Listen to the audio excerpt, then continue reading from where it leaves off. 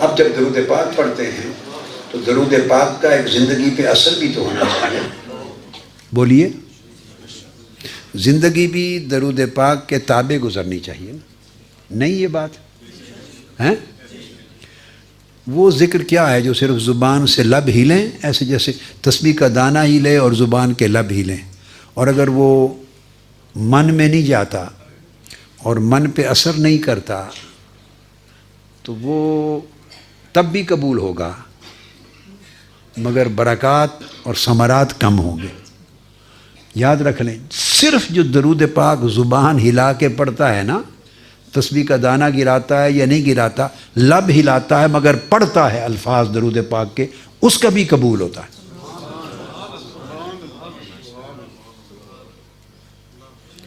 اس طرح کرنے والے ہر نمازی کی نماز کی شورٹی نہیں ہے کہ قبول ہوگی.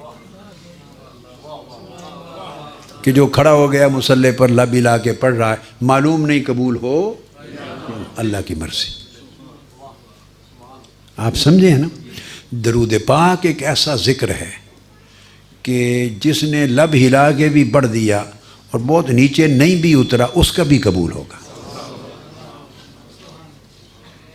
اس کا بھی بولیے قبول ہوگا. آپ کو اس کا راز سمجھ میں آیا ہے یا ہے؟ ہاتھ کھڑا کریں جس کو اس کا راز معلوم ہے. زیادہ کو معلوم نہیں ہے، میں ان کو بتاتا ہوں. پھر میں نے کہا صرف لب ہلائے اور درود پاک کے کلمات پڑھے، کیا؟ اور وہ من میں اتنا نہیں بھی گیا، لبوں سے پڑھ دیا، تو میں نے کہا وہ بھی قبول ہوگا. درود پاک کسی کا رد ہوتا ہی نہیں ہے. باقی ہر عبادت رد ہو سکتی ہے. یعنی کوئی حج کرے تو وہ نہیں کہہ سکتا کہ قطعی طور پہ میرا حج قبول ہے. عمرہ کرے نہیں کہہ سکتا کہ قطعی طور پہ عمرہ. روزہ رکھے، نماز پڑھے، خیرات کرے، صدقہ دے، زکوٰۃ دے، قطعی طور پہ کوئی گارنٹی نہیں دے سکتا کہ میرا یہ عمل قبول ہے. صرف ایک عمل ہے درود پاک، یہ جو پڑھے وہ گارنٹی ہے اس کی کہ قبول ہے. اب اس کا راز سمجھنا چاہتے ہیں آپ؟ بولیے. بڑا آسان ایک راز بتا دیتا ہوں، باقی اس کے علاوہ بھی بہت بڑے بڑے راز ہیں، بہت راز ہیں، مگر ایک سادہ سا راز جو آپ کو ایک سیکنڈ میں سمجھ آ جائے گا اور بھولے گا نہیں. وہ کیا کہ یہ رد ہوتا ہی نہیں کہ آپ پڑھیں درود پاک. اللہم صلی علی سیدنا محمد. اب پہلے لفظ کیا ہیں؟ پھر اونچی آواز سے پڑھیں، صلی علی سیدنا و مولانا محمد. یہ درود پاک شروع ہوتا ہے کہ اے اللہ تو ہمارے آقا و مولا حضرت محمد پہ درود پڑھ. یہ درود پاک کہ پہلے الفاظ کیا ہیں؟ اللہم، اے اللہ. آپ یہ نہیں کہتے کہ میں درود پڑھتا ہوں، کیا؟ آپ یہ نہیں کہتے کہ حضور علیہ السلام پر میں درود پڑھتا ہوں یا ہم درود پڑھ، یہ نہیں کہتے. نماز میں کہتے ہیں ایاک نعبد، ہم عبادت کرتے ہیں تیری. نماز میں کہتے ہیں اے اللہ ہم تیری عبادت کرتے ہیں، وہاں ہم ہیں، وہاں ہم تیری عبادت کرتے ہیں، نماز میں کہتے ہیں.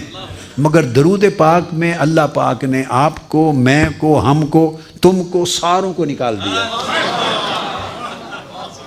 درود پاک میں اللہ تعالیٰ نے میں کو، تو کو، ہم کو، تم کو، سب کو نکال دیا ہے.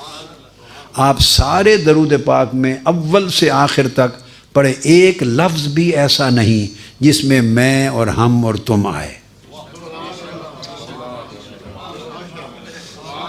ایک لفظ بھی ایسا نہیں جس میں میں آئے. تو یہ جو عمل رد ہوتے ہیں وہ رد ہی میں کی وجہ سے ہوتے ہیں.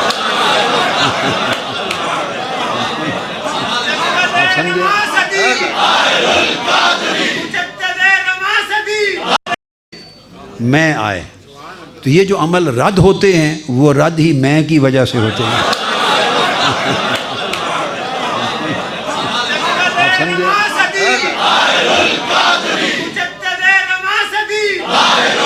اب دیکھو نا، یہ جو عمل قبول نہیں ہوتے، یہ جو عمل قبول، کون سی شے ہے جو انہیں قبول ہونے سے روکتی ہے؟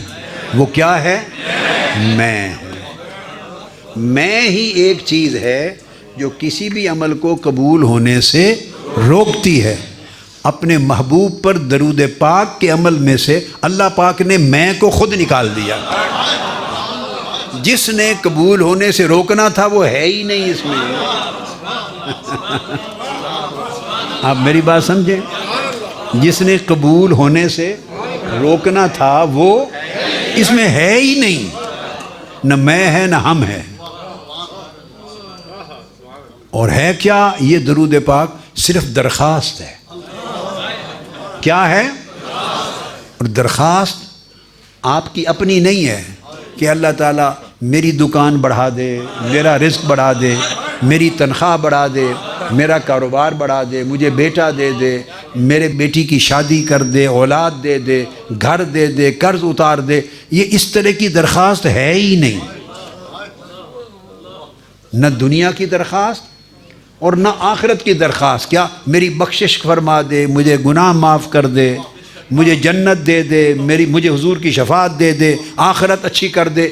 نہ دنیا کی میں، نہ آخرت کی میں دو قسموں کی ہوتی۔ کیا؟ دنیا کی میں اور آخرت کی میں۔ میری دنیا بہتر کر دے، کوئی چیز بھی مانگے تو میری بہتر کر دے، آخرت کی کوئی چیز بھی مانگے تو مجھے معاف کر دے، مجھے بخش دے۔ تو ہر جگہ میں ہے نا۔ اللہ پاک نے دنیا اور آخرت کی دونوں جگہوں سے میں کو نکال دیا۔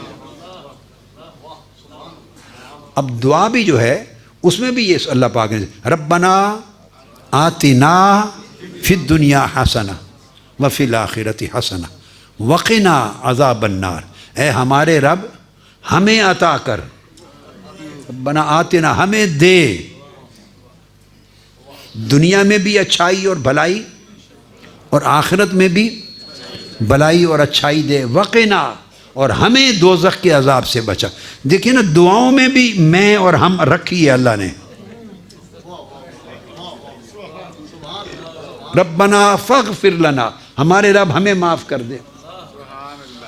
ربنا فاغفر لنا ذنوبنا وکفر عنا سیئاتنا وتوفنا مع الابرار۔ اے اللہ ہمیں معاف فرما دے بڑے گناہ، اے اللہ ہمارے چھوٹے گناہ معاف فرما دے، ہمیں نیکوں میں شامل کر دے۔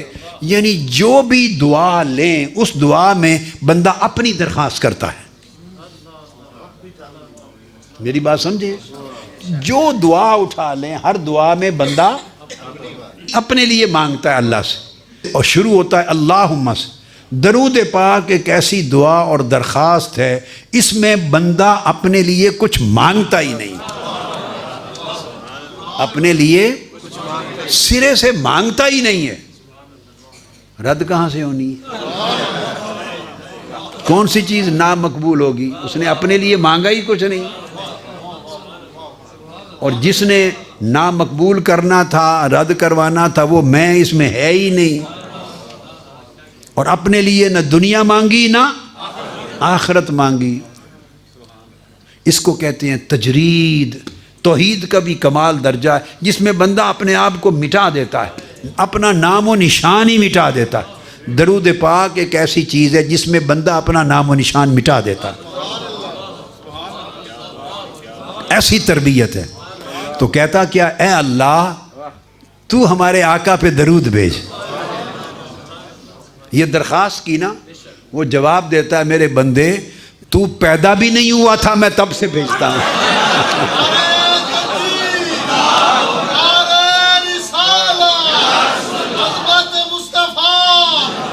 تو جب بھی درخواست کرتے ہیں اللہ قبول کرتا ہے۔ میں بھیجتا ہوں محبوب پہ درود، آپ کی درخواست قبول ہوتی ہے۔ اب وہ ذات دیکھتی ہے اور آقا علیہ السلام کی ذات بھی دیکھتی ہے کہ یہ میرے بندے نے باقی تو ساری زندگی اور ہر روز صبح و شام ہر نماز کے اندر بھی اور باہر سب دعائیں کی اپنے لیے، یہ ایک دعا میرے امتی نے ایسی کی جس میں اس کے اپنے لیے کوئی مانگا ہی نہیں اس نے، میرے بلندی درجات کی، میرے اوپر درود بھیجنے کی درخواست کی، تو وہ بھی راضی، آقا بھی راضی۔